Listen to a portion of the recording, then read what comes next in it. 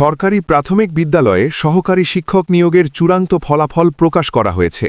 এতে মেধা ও কোটার ভিত্তিতে সারা দেশে মোট ১৪,৩৮৪ জন প্রার্থীকে নিয়োগের জন্য প্রাথমিকভাবে সুপারিশ করেছে প্রাথমিক শিক্ষা অধিদপ্তর বা ডিপিই।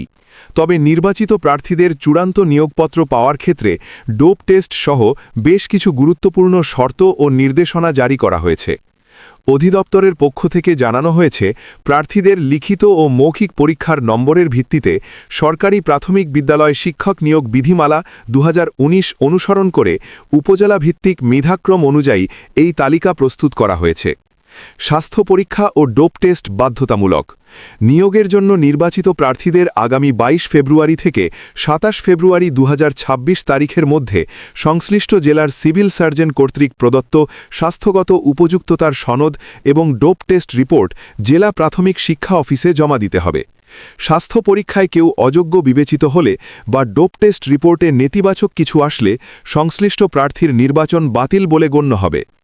সশরীরে উপস্থিত হয়ে তথ্য যাচাই। নির্বাচিত প্রার্থীদের আগামী ২২ ফেব্রুয়ারি থেকে ১ মার্চ ২০২৬ তারিখের মধ্যে সব মূল সনদ নিয়ে সংশ্লিষ্ট জেলা প্রাথমিক শিক্ষা অফিসে সশরীরে উপস্থিত হতে হবে। যাচাইয়ের জন্য যা যা সঙ্গে আনতে হবে: সকল শিক্ষা সনদের মূল কপি, জাতীয় পরিচয়পত্র বা এনআইডি, ৩ কপি যথাযথভাবে পূরণকৃত police verification form, civil surgeon প্রদত্ত স্বাস্থ্যগত উপযুক্ততার সনদ ও ডোপ টেস্ট রিপোর্ট, প্রযোজ্য ক্ষেত্রে কোটার সপক্ষে মূল সনদ, পুলিশ ভেরিফিকেশন ও নিরাপত্তা যাচাই। চূড়ান্ত নিয়োগের আগে প্রার্থীদের পুলিশ ভেরিফিকেশন করা হবে। যদি কোনো প্রার্থীর বিরুদ্ধে নাশকতা, সন্ত্রাসী বা জঙ্গি কার্যক্রমে কিংবা রাষ্ট্রবিরোধী কোনো কাজে লিপ্ত থাকার প্রমাণ পাওয়া যায়, তবে তিনি চাকরির জন্য অনুপযুক্ত বলে বিবেচিত হবেন। অন্যান্য সতর্কবার্তা।